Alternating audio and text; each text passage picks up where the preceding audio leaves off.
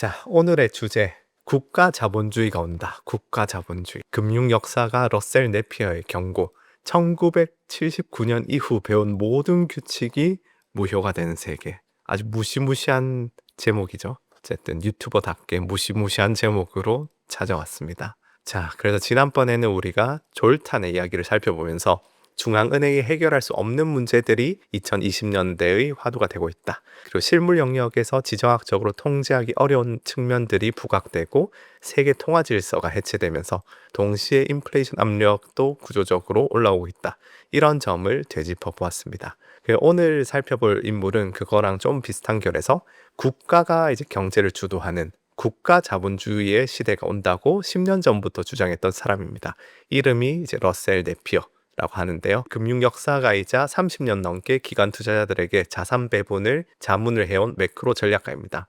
이 한국에는 거의 알려져 있지 않은데 영미권 투자업계에서는 거시경제의 그런 구조적 전환을 이루는 데 있어서 굉장히 자주 인용되는 사람 중 하나고요. 그래서 이 사람이 주장하는 것을 한마디로 이야기하면은 아까 말씀드렸듯이 경제 상식이 이제 깨지고 있다. 여러분이 주식 투자를 하든 연금을 넣고 있든 적금을 하든 지금까지 당연하다고 믿어왔던 전제들이 있지 않습니까? 금리는 시장이 결정한다. 내 돈은 내가 원하는 곳에 투자할 수 있다. 정부가 내 저축에 손대진 않는다. 이런 너무나 당연한 것들이 네피어는 그 전제들이 이제 해체되고 있다. 그리고 그 이유는 국가가 주도하는 형태로 시장 체제가 다 바뀌고 있기 때문이라고 말하고 있습니다. 그래서 뒤에서 이런 부분들에 대해서 오늘 알아볼 예정이고요. 참고로 이분은 한국과도 간접적으로 맥이 닿는 부분이 있습니다. 이 사람의 커리어의 하이라이트 중 하나가 바로 우리의 IMF, 아시아 금융위기를 그 위기가 터지기 직전에 예측을 했다는 점인데요. 이 당시에 한국을 비롯해서 아시아 국가들이 무너질 수밖에 없는 이유가 있다고 주장했는데 그것이 바로 현실이 되면서 또 스포트라이트를 받은 바 있습니다. 그래서 오늘 영상에서 이 사람의 이론이 지금 벌어진 일을 어떻게 설명을 하는지 그 프레임을 다뤄보겠습니다. 그래서 끝까지 보시면은 지금 일어나고 있는 어떤 관세 전쟁, 금값 급등, 그리고 각국의 산업 정책 강화 이런 것들이 어떤 하나의 그림 안에서 연결되는 것을 보실 수가 있으리라 생각합니다. 자, 그럼 이 사람 배경부터 보겠습니다. 이 아저씨입니다. 이 아저씨. 러셀 네피어는 1964년 북아일랜드의 벨파스트에서 태어났습니다. 아버지는 이제 정육점을 운영했다고 하는데요. 월스트리트의 어떤 엘리트 집안 출신 그런 건 아니라는 것을 알 수 있습니다. 여기서 이제 64년도에 벨파스트라는 점, 그리고 4년 뒤에 이 북아일랜드 분쟁, The Troubles라는 게 시작되거든요. 가톨릭계와 개신교계 사이의 갈등이 극심해지고 영국군이 이제 북아일랜드 쪽에 주둔을 하면서 군사적으로 북아일랜드를 통제를 하게 됩니다. 그래서 이게 거리에서까지 폭탄과 총성이 이제 빈번하게 발생하던 시기인데요. 이 네피어의 유년기부터 청소년기, 대학 시절이 전부 이 시기에 겹치게 됩니다. 이거를 이제 네피어 본인이 경험에 대해서 공개적으로 말한 적은 없지만 사회 환경 자체가 험난한 곳에서 성장했다. 대표적으로 피해 인류일이라고 이제 영국군이 북아일랜드인들한테 발포를 해가지고 14명이나 죽어서 또 전 세계에서 충격을 줬던 사건이 1972년도에 있었는데 요게 이제 네피어가 초등학교 다닐 때 발생한 일이니까 이런 부분에서 영향을 당연히 받았겠죠. 또 하나 흥미로운 건 2002년도부터 이분이 자비로 장학재단을 운영하고 있다는 건데 이 경제적 여건 때문에 대학을 가지 못하는 사람들에게 장학금을 주는 재단이고 이분이 이제 정육점 아들이었는데 케임브리지까지 갔던 그 이력을 생각하면은 그런 재단의 의미가 또 다르게 읽히기도 한다. 그래서 이런 분쟁의 한복판에서 성공한 사람이다. 이 사람은 퀸즈 대학교에서 법학을 공부하고 이어서 캠브리지 모들린 칼리지에서 법학 석사를 합니다. 그러니까 원래는 법조인이 될 사람이었던 거죠. 근데 법 대신 이제 금융을 선택하게 되고요. 이 89년도에 에든버러의 기포드라는 운용사에서 투자 커리어를 시작하는데 베일리 기포드는 아마 관심 있으신 분들은 많이들 아실 텐데 1908년에 설립되었던 그 스코틀랜드의 전통 자산 운용사로 영국에서 가장 오래된 독립 운용사 중 하나입니다. 여기서 이제 네피어는 일본 펀드, 미국 펀드, 아시아 펀드를 순차적으로 맡으면서 투자 경력을 쌓습니다. 그러다가 이제 95년도에 중요한 전환이 옵니다. 이때 네피어는 이제 홍콩으로 건너가서 CLSA라는 아시아 전문 증권사에서 아시아 주식 전략가로 부임을 하는데요. 근데 부임한 지 2년 만에 이제 아시아 금융위기가 터지죠. 요 네피어는 위기 직전에 아시아 경제 구조적인 취약선을 지목했고 위기 이후에 모든 주요 산업폴에서 아시아 전략가 중에 1위로 선정이 됩니다. 이렇게 아시아 금융위기를 현장에서 겪으면서 네피어는 하나의 확신을 갖게 되는데요. 이제 금융시장의 패턴은 반복된다. 그리고 그 패턴을 읽으려면은 경제학 교과서가 아니고 금융 역사를 봐야 된다. 그런 얘기를 합니다. 그래서 저희도 글로벌 매크로 실전편 자체가 60년간의 경제사를 데이터 기반으로 어떤 경우에 어떤 자산군, 어떤 원자재 이런 게 아웃퍼폼 하는지 쭉 저희가 사이클을 돌았었죠. 그래서 이러한 확신에서 나온 것이 그의 대표작인 Anatomy of the Bear라는 작품이 있습니다. 이게 2005년도에 CLSA를 통해서 처음 출간됐는데요. 미국 주식시장의 역사에서 주식을 사기에 좋았던 4번의 순간, 1921년, 1932년, 1949년, 1982년 이거를 이제 분석을 했습니다. 근데 분석 방법이 독특한데요. 각 시점 전후에 월스트리트 저널 기사를 총 7만 건을 읽었다고 하는데요. 이 당시에 시장 참여자들이 무엇을 느끼고 무엇을 두려워했는지를 동시대 뉴스를 샅샅이 보면서 검토를 했습니다. 지금이야 이제 클로드한테 시키면 다 요약을 해주지만 7만 개의 기사를 혼자서 읽었다. 대단한 거죠. 그래서 이 책이 나중에 그 파이낸셜 타임스에서 컬트 클래식이라는 평가를 받게 되는데요. 왜 그런 평가를 받냐면 이 책이 출간된 후에 2008년에 글로벌 금융위기가 터지게 됩니다. 그리고 이 책에서 제시한 분석 프레임워크가 실제로 위기 이후의 시장 바닥을 예측하는 데 활용되면서 사후적으로 그 가치가 이제 입증이 된 거죠. 그래서 이거는 좀 이따가 다시 다루고요.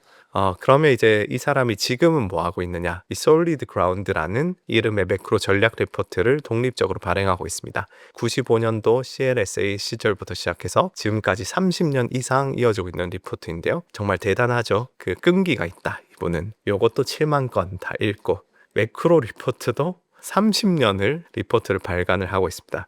기관 대상이고요. 그리고 이 리포트에서 최근에 들어서 가장 강조하고 있는 주제가 바로 오늘 이야기할 금융 억압과 국가 자본주의입니다. 그 외에도 이제 에든버러 골목에 재미난 실패의 도서관이라는 거를 이제 지었는데 금융과 비즈니스 역사에 관한 책 4,500권을 모아놨는데 무료고 강연도 열고 이런 거를 재밌게 하고 있고 이 도서관의 컨셉이 제임스 그랜트의 말에서 따왔는데 과학과 공학에서 진보는 누적적이다. 그러나 금융에서 진보는 순환적이다. 그러니까 과학이나 테크놀로지는 시간이 흐를수록 그리고 미래로 나아갈수록 이렇게 선형적으로 발전하는 반면에 금융 영역에서는 과거의 실패가 미래에도 계속 되풀이되면서 사이클을 밟는 경향이 있다는 거죠.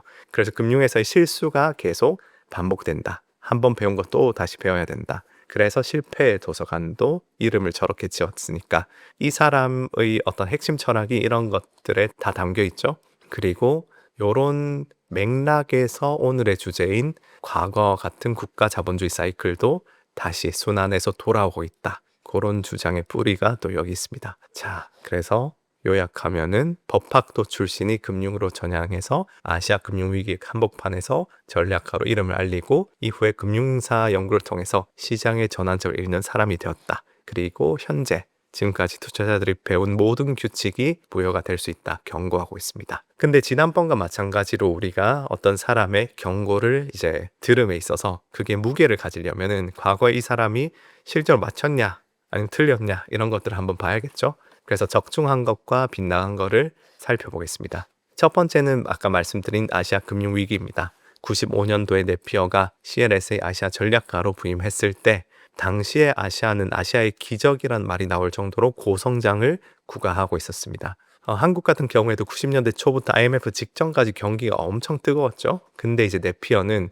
이 성장의 이면을 봤습니다. 뭘 봤느냐? 당시 아시아 기업들은 자국 통화가 아니고 달러로 잔뜩 빚을 지고 있었습니다. 왜냐하면 달러 금리가 낮았기 때문에. 그래서 태국 바트, 한국 원화로 빌리면 이자가 비싼데 달러는 싸게 빌려주니까 너도 나도 달러를 빌린 거죠. 그런데 이 나라들은 자국 통화를 또 고정 환율 제도였기 때문에 이제 달러로 빌려도 뭐 환율 위험이 없다고 생각도 하게 된 거죠. 문제는 이 고정 환율을 유지하려면은 중앙은행이 이제 금리를 마음대로 움직이질 못합니다. 아마 벨리 분들은 불가능한 삼위일체 배우셨죠? 예를 들어서 홍콩 달러는 미국 달러랑 완전히 고정이 돼 있죠. 그럼 미국이 금리를 올리면은 홍콩도 무조건 금리를 따라 올려야 됩니다. 그래서 환율의 안정성을 가져가기 위해서는 독자적인 통화 정책을 포기를 하든지 아니면 환율은 안정적으로 가져가면서 금리도 멋대로 하겠다 하면은 자본 유출 유입을 통제를 해야 됩니다. 어쨌든 핵심은 이제 기업들이 엄청 달러를 빌리면서 우리는 고정 환율이니까 안전하겠지 했지만 금리 통제가 불가능한 또 문제가 있었다. 그래서 아시아가 경기가 과열되고 있는데 금리를 마음대로 올리지 못하는 상황이 생기게 된 거죠. 그 결과 이제 돈이 필요한 곳이 아니고 정치적으로 연결된 곳 혹은 수익성이 낮은 곳에 흘러가는 비효율적인 투자가 쌓였습니다. 조금 경제가 과열이 아니고 예를 들어 금리가 좀 높아가지고 돈이 귀하면은 그게 꼭 수익성이 좋은 어떤 효율적인 곳에 이제 가게 되는데 금리가 굉장히 낮아가지고 막 흥청망청 마치 2021년처럼 제로 금리라서 돈이 넘친다. 이제 잡주나 어떤 밈 주식 이런 데도 막 돈이 흘러가고 코인에도 흘러가고 엄청 흥청망청 되는 거죠. 여기서 이제 네피어의 접근이 왜 독특했느냐면 당시에 그 대부분의 분석가들은 아시아의 그런 높은 성장률과 높은 저축률을 근거로 이 지역이 되게 안전하다고 봤습니다. 경제학 교과서의 성장 모델로 보면은 어쨌든 그 이론적으로는 그랬거든요. 저축률도 되게 높고. 근데 이제 네이피어는 교과서가 아니고 과거의 금융위기 패턴을 이제 봤습니다. 달러로 과도하게 빌리고 환율은 고정되어 있고 자본이 비효율적으로 배분되고 있다. 그러면 이 조합이 과연 과거에 어떤 결과로 이어졌는지 그걸 역사에서 이제 확인한 거죠. 그리고 예전에 그 역사적 패턴을 봤을 때 예외 없이 위기로 끝났다는 이제 결론을 내렸습니다. 결과적으로 이 네이피어의 예측이 정확히 적중하면서 아시아 국가들은 크게 홍역을 이제 치르게 되죠. 그래서 이거 네이피어 보통 영어 발음은 네이피어거든요. 아, 그렇네. 영어 철자를 안 보고 한글로만 이거 봐서 네이피어. 원래는 이름이 네이피어인데 네이피어라고 하겠습니다. 어쨌든 이 경험은 나중에 아시아 외환 위기에 대한 두 번째 책으로 정리가 되는데요. 이 책의 부제가 부채의 시대의 탄생입니다. 여기서 이제 흥미로운 건 네이피어가 아시아 금융 위기를 단순히 아시아 문제로 보지 않았다는 건데 이 네이피어에 따르면 선진국의 부채 문제가 걷잡을 수 없게 된 출발점 자체가 바로 이 아시아 금융 위기였고 이게 지금의 금융 억압 논의와 다 직결된다고 합니다. 지금 당장 이렇게 들으시면 좀 복잡한데 뒤에서 하나하나 차근차근 다뤄보겠습니다.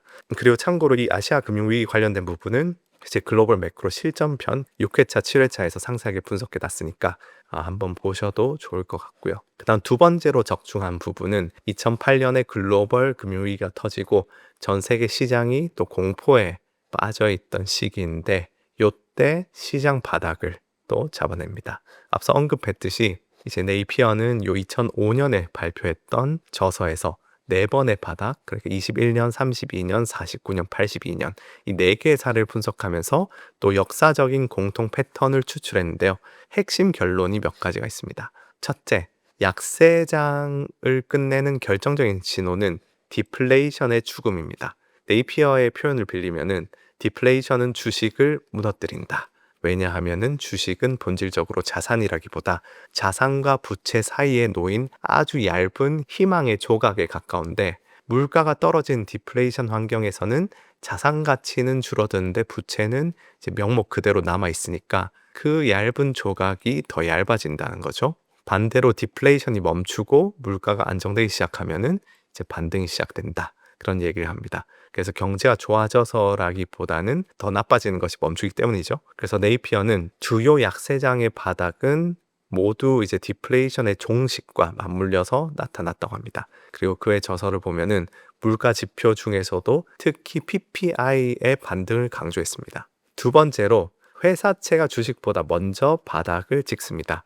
네이피어는 역사적으로 회사채, 특히 투자 등급 중에서도 낮은 등급인 BAA 등급 회사채가 주식보다 1에서 5개월 먼저 저점을 기록했다고 하는데요.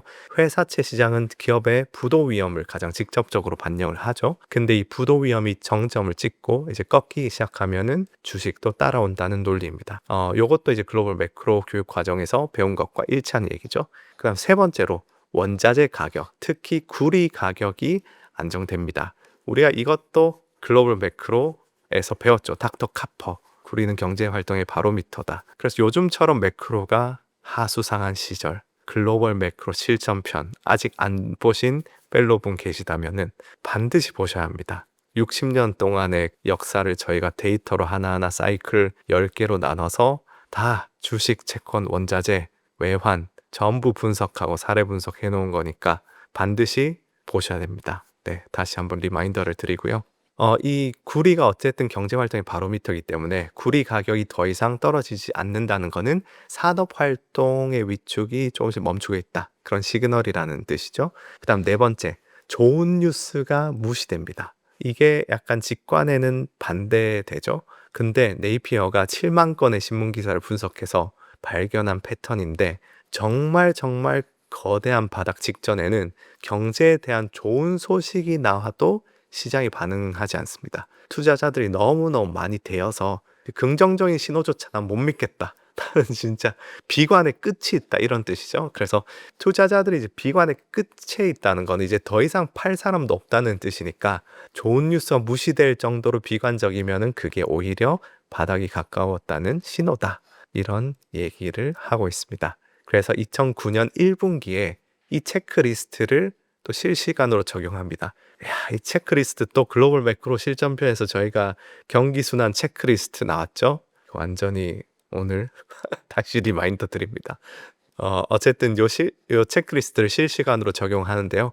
CLSA를 통해서 Finding the Bottom 이라는 보고서를 발간하는데요. 그러니까 바닥 찾기라는 보고서를 발간하는데 무엇을 보았느냐? 일단 BAA 회사채 스프레드가 2008년 10월 정점을 찍고 내려오기 시작했습니다. 그 다음에 구리 가격 안정되고 있었습니다. 그리고 결정적으로 연준의 전례 없는 개입, 금리를 0%까지 내리고 양적 완화를 시작하고 은행 시스템에 유동성을 쏟아붓는 것, 이것이 이제 디플레를 막아내고 있다는 신호를 읽은 거죠.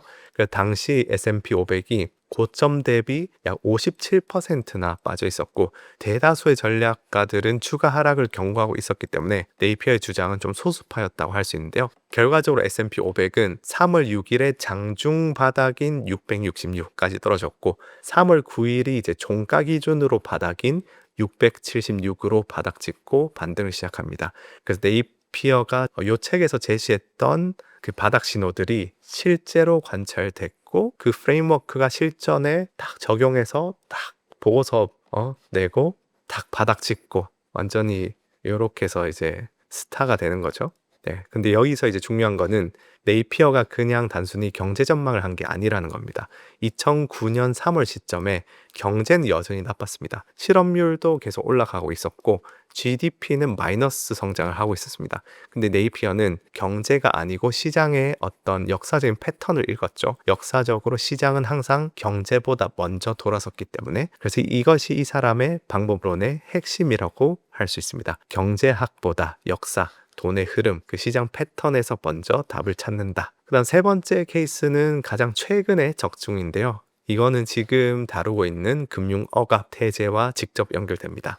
이제 2020년 코로나 팬데믹 직후입니다. 당시 시장 대다수는 디플레를 걱정하고 있었죠. 어떻게 보면 단순한 논리인데 경제가 멈췄으니까 수요가 없다. 수요가 없으니까 물가가 떨어질 거다. 2008년 금융위기 이후에도 중앙은행이 돈을 엄청나게 풀었는데 인플레가 오지 않았으니까 그런 시장 사람들이 이거 또 디플레 온다 이런 얘기가 그때 돌았죠. 근데 네이피어는 완전히 반대로 왔습니다. 단순히 이번에는 다를 것이다 라고 말한 게 아니고 왜 다른지에 대한 또 구체적인 메커니즘을 지목을 했습니다. 핵심은 이건데요. 2008년에 연준이 한 것과 2020년에 정부가 한 것은 근본적으로 다른 행위라는 것입니다.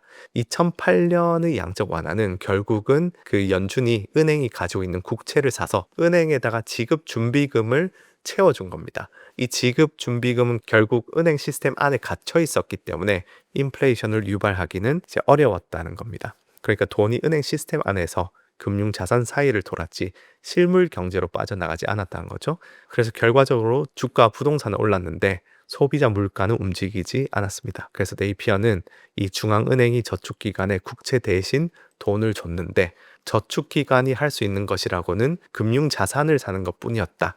재화와 서비스를 저축기관이 살 수는 없었다. 그렇기 때문에 그 돈은 명목 GDP와 인플레에 영향을 줄 수 없었다. 근데 2020년에는 완전히 다른 일이 벌어집니다. 중앙은행뿐만 아니고 정부가 이제 직접 행동했죠. 기업 대출에 보증을 서고 가게에다가 바로 현금을 그냥 스티뮬러스 체크를 그 당시에 꽂아주고, 저도 미국에 있을 때 이때 미국에 있었는데 저 스티뮬러스 체크 받았습니다.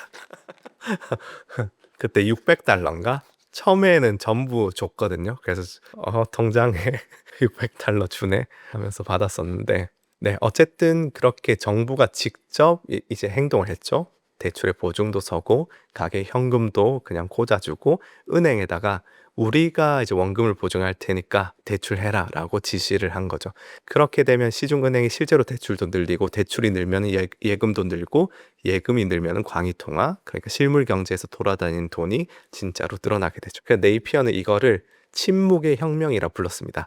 돈을 만드는 주체가 중앙은행에서 정부로 바뀌었는데 대부분의 사람들이 이 변화를 눈치채지 못했다는 거죠. 그래서 이제 정부가 시중은행의 대출을 직접 통제하게 되면서 사실상 통화 정책이 중앙은행에서 정치인으로 넘어간 것이다라고 굉장히 그때 날카롭게 주장했습니다. 그리고 이렇게 정부에 의해 만들어진 돈은 어디로 갔느냐? 2008년과는 달리 은행 시스템 바깥으로 빠져나가서 중소기업과 가게로 직접 들어갔습니다.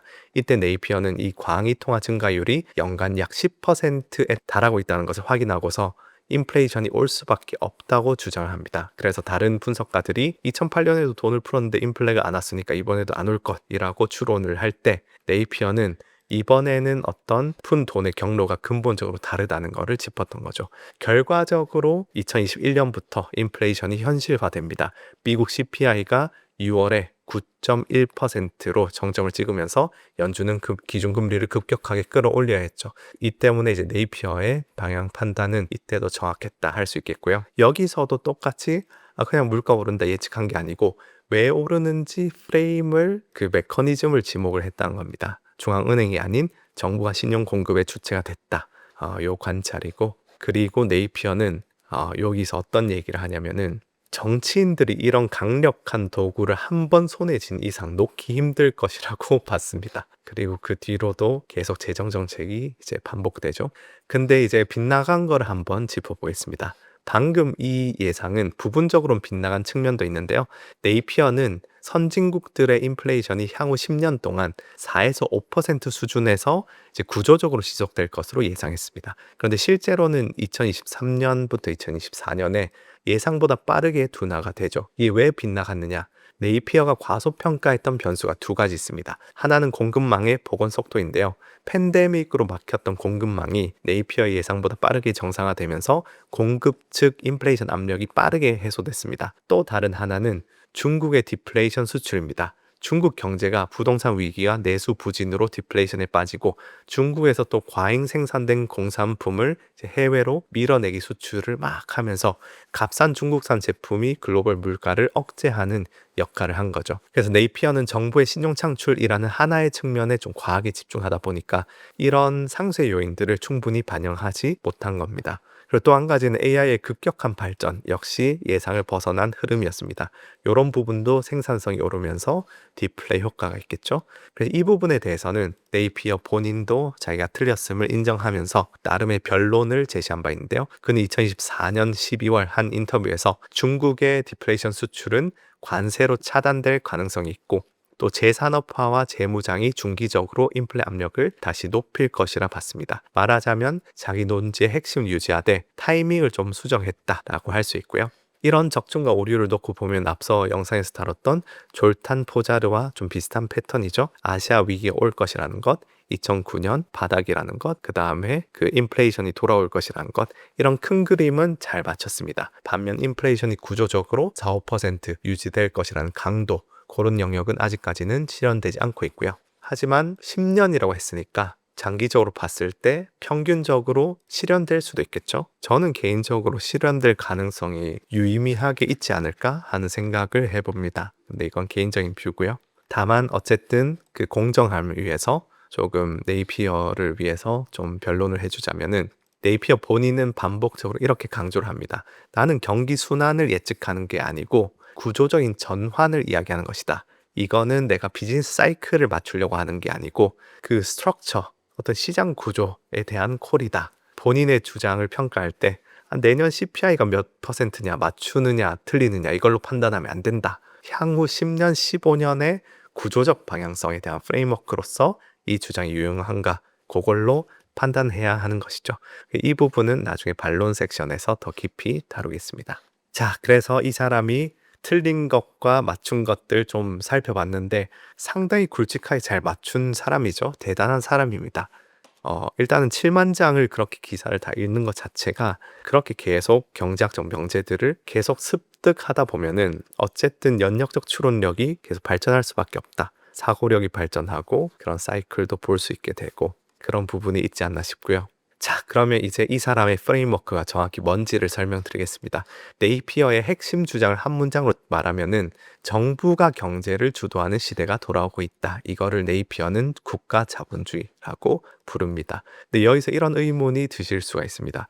아니, 정부가 경제를 주도하는 시대를 국가 자본주의라고 하는 거는 알겠는데 정부가 왜 그렇게 하는 걸까? 지금까지는 정부가 뭐 시장에서 빠져야 시장이 효율화된다. 뭐 그런 게 이제 경제학적인 상식 중에 하나였는데 왜 갑자기 정부가 국가 자본주의를 이렇게 하느냐? 네이피어는 두 가지 이유를 제시합니다. 하나는 부채, 다른 하나는 지정학입니다. 먼저 부채부터 보겠습니다. 부채부터 볼 건데 잠시 부채 숫자를 보기 전에 한 가지 예고를 했었죠. 아시아 금융위기가 선진국의 부채 폭증으로 이어졌다는 얘기를 했었는데요.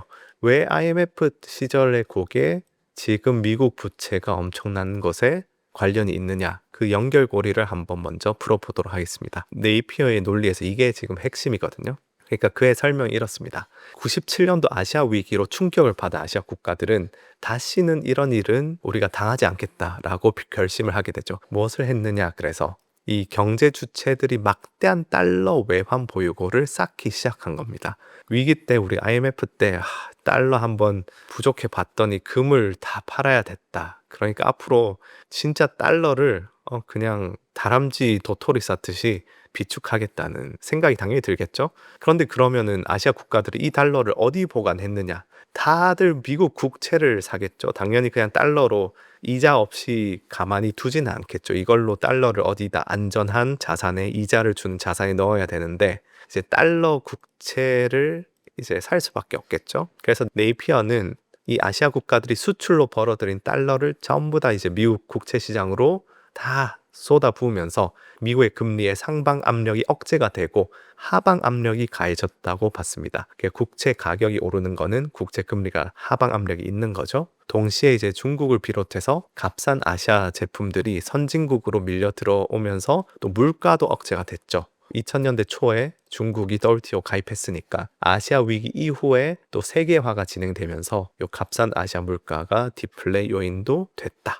그래서 이런 부분들이 선진국이 마구 흥청망청 빚을 지기에 굉장히 완벽한 조건이 만들어지게 된 거죠. 그리고 여기에 대해서 서구의 정치적 대응도 이런 구조를 강화를 했습니다. 아시아발 저가 제품으로 이제 자국의 제조업 일자리가 줄어들고 또 금융위기 이후에 저성장 늪에 빠지면서 선진국 정부와 이제 중앙은행들은 재정과 신용을 풀어서 소비를 유지하는 식으로 대응했습니다. 쉽게 말하면은 이 일자리가 줄어드는 것을 좀 어렵게 그리고 체질 개선하면서 이렇게 막 하기보다는 값싼 대출로 때운 느낌이죠. 그렇게 하면서 25년 동안 부채가 폭증을 하게 됩니다. 그래서 요약하면은 아시아 위기가 요 국가들이 달러 비축으로 이어졌고 달러 비축이 선진국 국채 금리, 그러니까 선진국이 국채를 찍어내기 좋은 환경을 유발하고 그 다음에 금융위기 같은 매크로 위기와 맞물려서 그 부채가 엄청 폭증하는 거에 일조를 했다. 요게 네이피어가 말하는 오늘날 선진국 부채의 원인이고, 근데 뭐 이외에도 중국의 위안화 저평가, 뭐 아시아 국가들의 초과 저축 등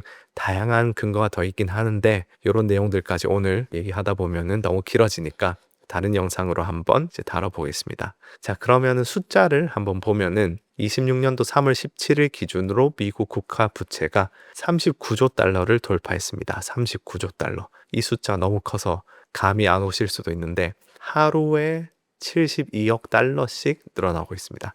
1분에 500만 달러. 1분에 70억씩, 1분에 70억씩 지금 미국의 부채가 늘어나고 있습니다. 여러분이 이 영상을 보고 있는 순간에도 우리가 오늘 방송을 마치면은 수백 수천억이 쌓이는 거죠. 그래서 GDP 대비 비율로 보게 되면 미국 연방정부 부채가 GDP의 약 122%입니다. 25년 4분기 기준인데요. 이자 비용만 회계 연도에 1조 달러를 넘을 것으로 전망되는데 이거는 이제 국방비보다 많은 금액입니다. 미국 국방 예산이 뭐 천조라고 해서 천조국이라고 하는데 이제 천조 부채국이 됐습니다. 천조 부채국이 됐고요. 근데 어쨌든 뭐 부채 자체가 나쁜 건 아닌데 문제는 그 부채를 갚을 수 있는 역량, 경제적 역량, 그러니까 분모인 GDP와의 비율이 계속해서 증가하고 있다는 것이 네이피어의 지적이고요. 그리고 이미 우리한테 익숙한 연준의 파월 의장도 부채 증가 속도가 지금 지속 가능하지 않다고 여러 번 언급한 적이 있죠. 자, 그러면 이 부채를 줄이는 방법은 뭐가 있느냐? 네이피어는 역사적으로 총 5가지가 있다고 정리를 합니다. 하나씩 보겠습니다. 첫째는 긴축입니다. 정부가 지출 줄이고 국민이 같이 허리띠를 졸라매는 거죠. 논리적으로는 사실 우리가 만약에 빚을 빌리면은 빚을 당연히 갚아야죠. 우리가 소비를 줄이고. 근데 문제가 뭐냐? 선거에서 표를 잃게 됩니다. 국민들한테 이제 지출을 줄이겠습니다. 당신 복지를 깎겠습니다. 하고 말하기가 굉장히 어렵죠. 그래서 역사적으로 긴축에 성공한 민주주의 국가는 거의 없습니다. 정말 극소수밖에 안 됩니다. 그리고 두 번째 방법은 그러면 디폴트입니다. 난 빚 못 갚겠다. 들어눕는 거죠. 근데 여기서 중요한 걸 하나 짚어야 하는데요. 한 사람의 부채는 다른 누군가의 자산입니다. 제가 돈을 빌린다는 거는 누구는 빌려줬다는 거, 그 사람의 자산이 되는 거죠. 우리가 대차 대조표도 자산이 있으면은 부채와 자기 자본이 있듯이 만약에 우리가 부채를 나 돈 못 갚겠어 이거 사라지면은 누군가의 자산도 똑같이 사라지게 됩니다. 그래서 정부가 만약에 국채를 디폴트하면은 그 국채를 들고 있는 연기금, 보험사, 뭐 은행, 또 외국 정부의 자산이 한순간에 사라지는 거죠. 그래서 역사적으로 디폴트는 어떤 상황을 해결하기보다는 이 대차 대조표 위기를 또 촉발시켜서 상황을 완전히 최악으로 만든다. 그럼 또 뭐가 있냐? 실질 성장이 있습니다. 경제가 굉장히 빠르게 성장하면은 GDP 대비 부채 비율이죠. 그럼 이게 빠르게 성장하면은 전체 GDP 대비 부채 비율은 줄 수 있습니다. 이건 가장 이상적이고 바람직한 경로라고 할 수 있는데 문제는 지금 선진국 잠재 성장률이 1, 2% 내외로 낮다는 겁니다. 그래서 여기서 이제 AI가 등장하죠. 이제 베센트가 자주 강조하는 333 전략. GDP 성장률 3%, 재정 적자가 GDP의 3%, 그 다음에 원유 1을 생산 300만 배럴 증산. 요렇게 333인데 요 3% 성장의 핵심 동력으로 AI를 통한 생산성 혁명을 꼽습니다. 요게 실제로 이제 90년대 인터넷 혁명이 미국의 재정 적자를 흑자로 전환시킨 전례가 있는데요.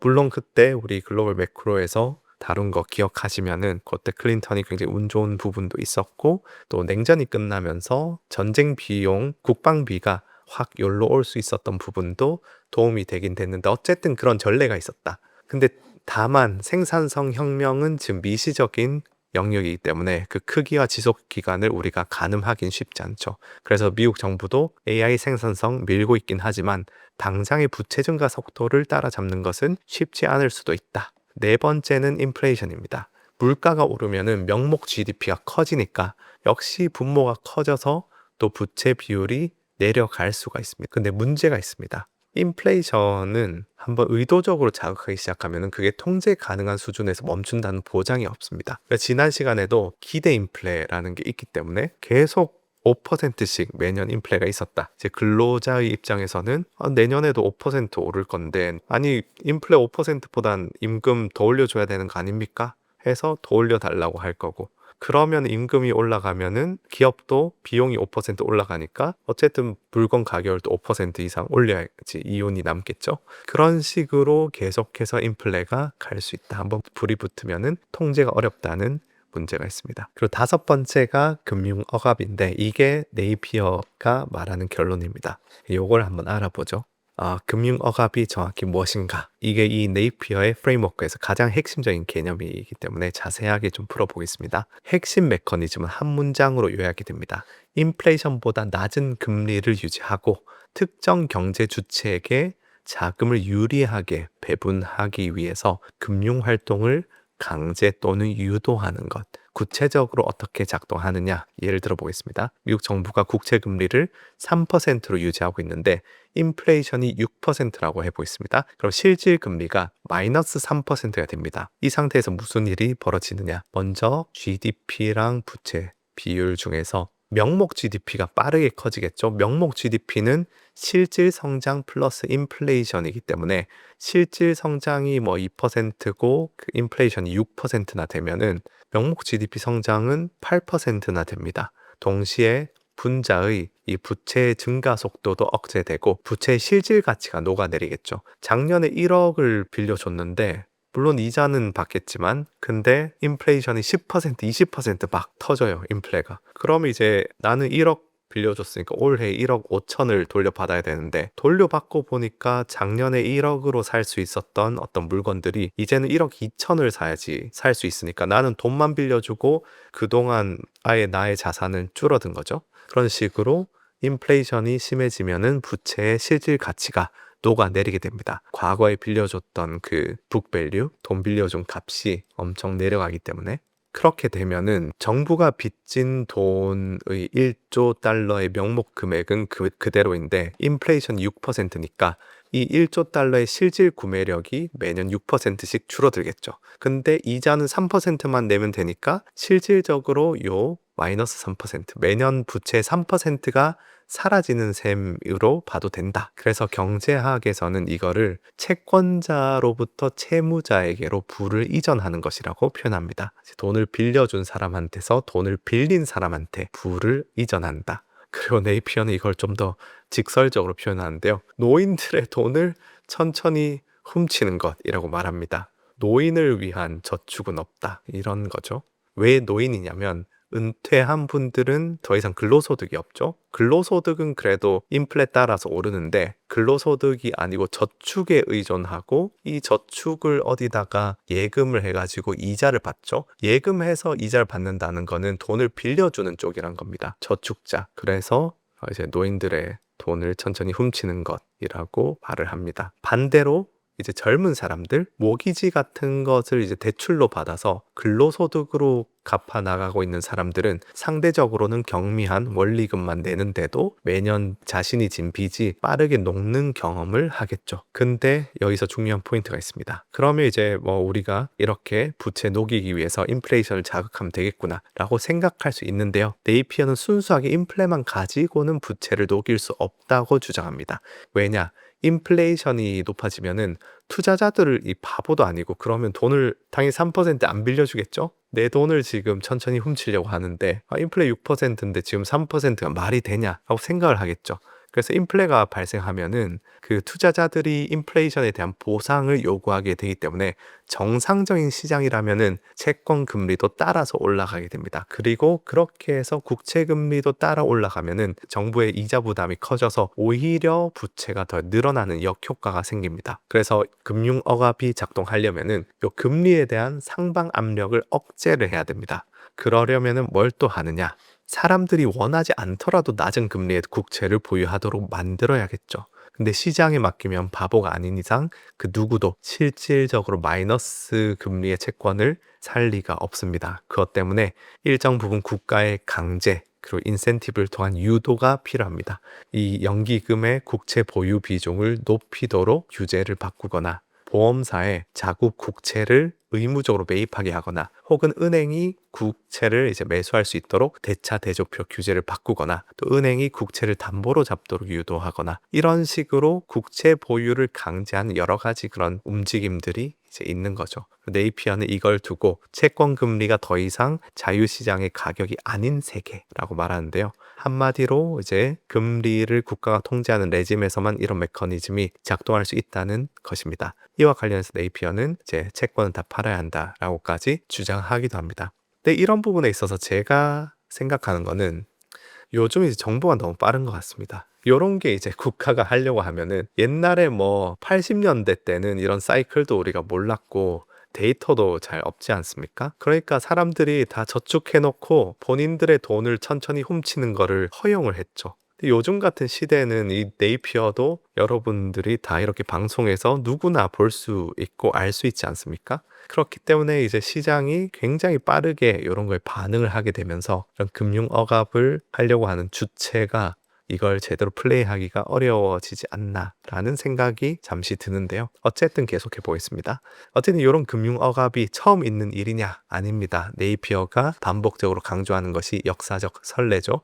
그래서 39년부터 79년까지 약 40년 동안 선진국들은 실제로 이 금융 억압을 시행을 했습니다. 이 2차 세계대전의 전쟁 비용 그리고 전후 복구에 엄청난 비용이 들었기 때문에 정부 부채가 감당할 수 없는 수준으로 당시에 올라갔는데 미국의 경우에는 45년부터 51년까지 불과 6, 7년 만에 부채 대비 GDP 비율을 급격하게 낮추는데 성공을 합니다. 어떻게 했냐? 연준이 국채 금리의 상한선을 설정해서 금리가 인플레이션을 반영해서 올라가지 못하도록 막았습니다. 영국은 좀 더 오래 걸렸는데 같은 목표를 1982년까지 약 35년에 걸쳐서 달성했습니다. 방법은 좀 달랐는데 원리는 같았습니다.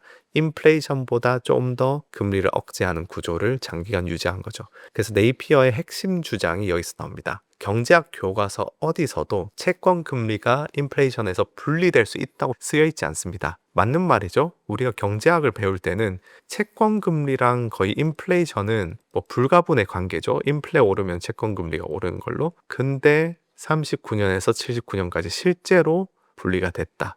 이 경제학 교과서가 맞다면은 이 40년은 존재하면 안 된다. 이렇게 말을 합니다. 그러면서 이제 1979년 이후의 세계에서 투자자들이 배운 모든 규칙, 채권 금리는 자유시장에서 결정된다. 중앙은행은 독립적으로 인플레이션을 관리한다.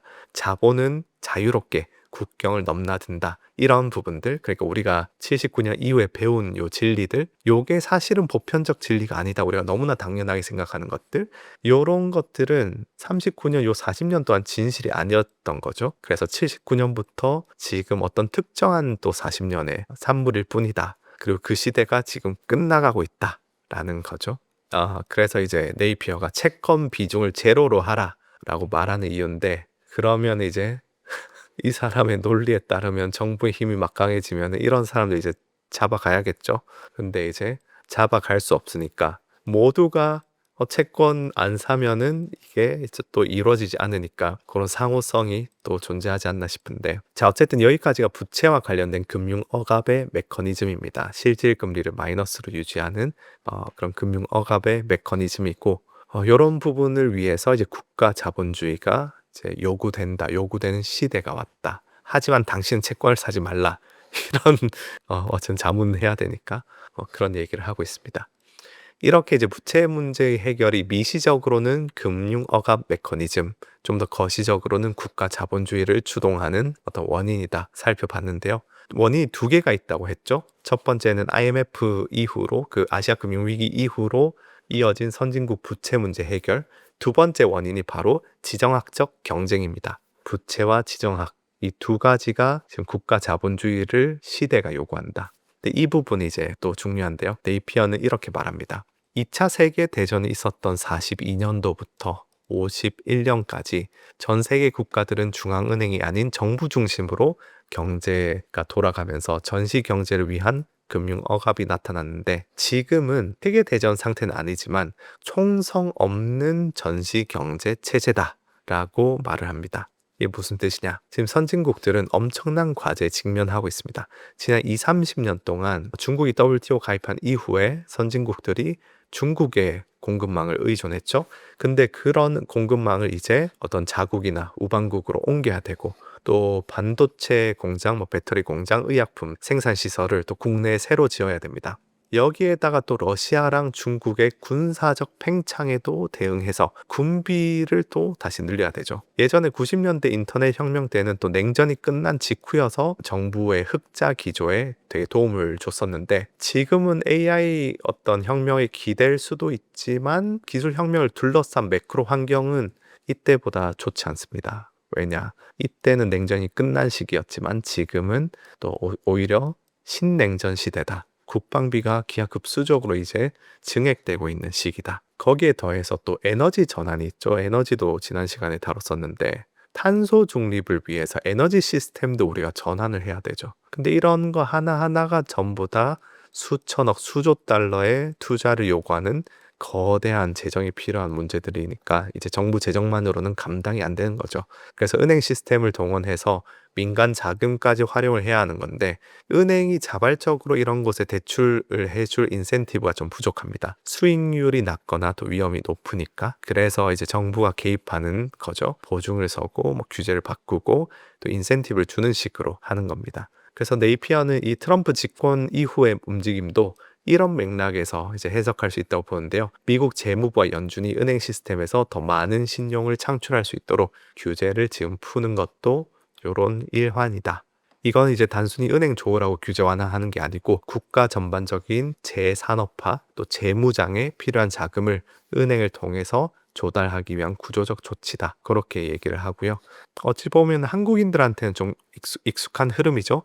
우리도 산업화 시절에 우리가 저축을 많이 했었고 그 저축된 자금을 은행들이 정부의 지시에 따라서 재벌을 비롯한 대기업들한테 낮은 금리로 싸게 자본을 조달하게 해서 뭐 반도체라든지 그런 국가의 기간 산업이 또 진행될 수 있도록 지원하는 과정이 있었습니다. 그런 것과 비슷한 게 지금 또 역사가 돌고 돌아서 미국을 비롯한 선진국들이 재현하려고 하고 있다. 그렇게 볼 수 있습니다. 그래서 정리를 해보면은 부채를 줄여야 하는 필요성, 또 지정학적으로 재무장해야 되는 필요성, 이 두 가지가 합쳐져서 금융억압이라는 하나의 방향, 국가 자본주의라는 방향으로 수렴을 하고 있습니다. 자, 그러면 구체적으로 정부가 경제를 통제를 어떻게 하느냐? 네이피어가 제시하는 방법이 여러 가지가 있는데요. 하나씩 살펴보겠습니다. 첫 번째 방법은 아까 말씀드린 것처럼 은행 대출을 이제 정부가 직간접적으로 보증을 하는 겁니다.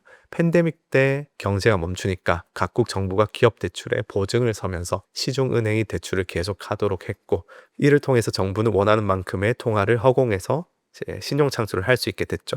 네이피어는 이게 2차 세계대전 이후에 일어난 것과 정확히 같다고 합니다. 그리고 중요한 거는 이게 팬데믹 때의 그런 일시적 조치로 끝나지 않았다는 거죠.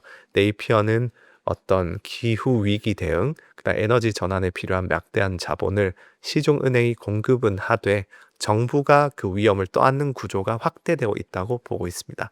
예를 들어서 정부가 전략 광물 기업의 지분을 확보하는 거, 이것도 비슷한 맥락에서 볼 수 있겠죠. 그 다음 두 번째 방법은 특정 산업에 인센티브를 제공해서 자금을 유도하는 겁니다. 이건 이미 진행 중인 일인데 미국의 IRA, 칩스, 인플레이션 감축법이 대표적이고 반도체, 클린 에너지, 첨단 제조업 같은 분야에 보조금이랑 세제 혜택을 줘서 현금 흐름을 만들어주고 그 현금 흐름을 근거로 은행 대출이 이루어지도록 유도를 하는 겁니다. 그래서 다른 투자 대안을 좀 매력 없게 만들어서 정부가 원하는 곳으로 자금이 집중되도록 만드는 것이죠. 그 다음 세 번째 방법은 규제를 통한 자본 배분 통제입니다. ESG 투자 기준이 대표적일 텐데요. 연기금이나 투자 펀드가 특정 기준에 맞는 곳에만 투자하도록 어떤 사회적 압력 그리고 규제가 작용을 하는 것이죠. 이거를 통해서도 자본이 좀 정부가 원하는 곳으로 이제 흐르게 되겠죠. 물론 ESG의 중요성은 팬데믹 직후 대비해선 지금 좀 많이 퇴보하긴 했는데 그래도 이것도 하나의 일환이 될 수 있다. 일단 네 번째는 금리의 상방 압력을 직접 억제하는 것인데요.